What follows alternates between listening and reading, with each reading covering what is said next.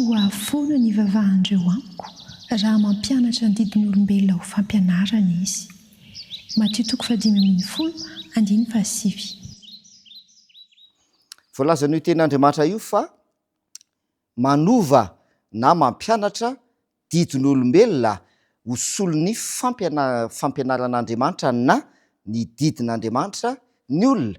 Ka rehefa manao an'izay ny olona zany hoe mampianatra didin'olombelona eo amin'ny toeran'ny didin'Andriamanitra na manova ny didin'Andriamanitra ka lasa mampitandrina ny didin'olombelona, dia mazava tsara ilay teny ao Matio 5:17 manao hoe foana no ivavahan'ireo amiko hoy Jehova Andriamanitra.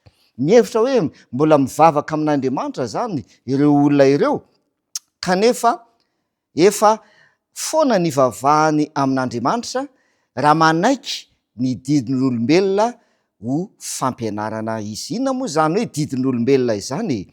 Ary avy aiza no ny ipoiran'izany? Ny ten'Andriamanitra dia mazava tsara fa hatrany am-piandohana, hatrany an-danitra mihitsy aza, i Satana, ilay Losifera, ilay anjely dia nikomy tamin'Andriamanitra ary te haka ny toeran'Andriamanitra. Dia rehefa tonga teto amin'ity tany izy dia netiny teto amin'ity zao tontolo zao ity zany toetrany sy toe-tsainy izany, ka izany no namitahany an'ireo razambe antsika voalohany, dia tsy iza fa i Adama sy Eva izany. Mazava ny voalazan'ny ten'Andriamanitra amin'ny Genesisy 7 fa rehefa namita ka any Adama sy Eva, Satana dia nilaza manao hoe tsy ho faty, tsy akory ianareo, novany ilay tenin'Andriamanitra izay milaza manao hoe ho faty tokoa ianareo. Ary niaraka tamin'izay koa dia mbola nilaza ihany Satana tamin'ny Eva moa zany hoe ahiratra masonao ka lalany tsara sy ny ratsy ianao ary ho tahaka an'Andriamanitra ianao.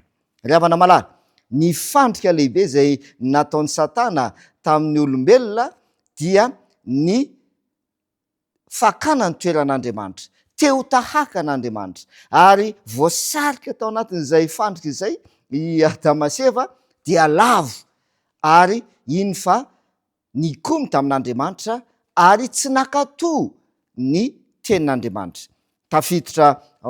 Tafalatsaka tao anatin'ny fandrika izy ireo ka nanova ny lalàn'Andriamanitra. Ry havana malala, amin'izao andro ianantsika ankehitriny izao dia mbola izany ihany koa no miseho.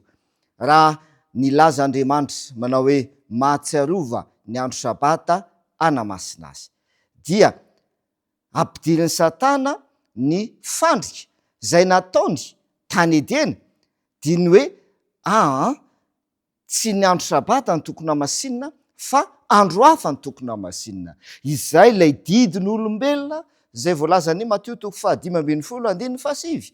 Andriamanitra tsy namorona andro hafa, tsy nanome andro hafa ho tandremana sy ho hamasin'ny olona akoatra ny andro 7 andro sabata izany. Ary tsy misy mandratra lalina ny fon'Andriamanitra toy ny manao tsinotsinona ny androny masina, ary indrindra ny manolo izany andro masina izay notandremany sy nitsaran'izany ka manovy izany amin'ny didin'olombelona.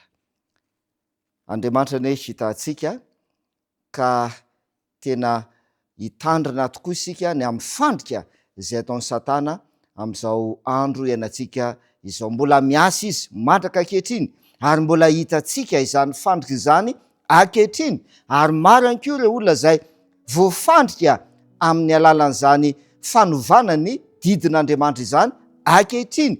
Ary izay le lohateny ny afatra amintsika amin'ity maraina ity hoe ny famelezan'ny Satana. Koa mampitandrina antsika ny ten'Andriamanitra miambena mba tsy ho tratran'izany famelezan'ny Satana izany. Hiaraka hivavaka isika. Andriamanitra raina izay ny an-danitro, misaotra anao noho ny teninao mampitandrina anay ny amin'ny famelezan'ny Satana, ny amin'ny fandrika izay ataon'ny Satana ankehitriny, dia ny manova ny didinao ary mitaona ny olona mba hikomy aminao, ary indrindra tsy hakatoa ny didinao, koa arovy amin'izany fandrika sy ny famelezany satana zany izahay, ka hitoky mandrakariva ary anaiky mandrakariva an'Andriamanitra eo amin'ny fiainanay, amin'ny anaran'i Jesosy, amen.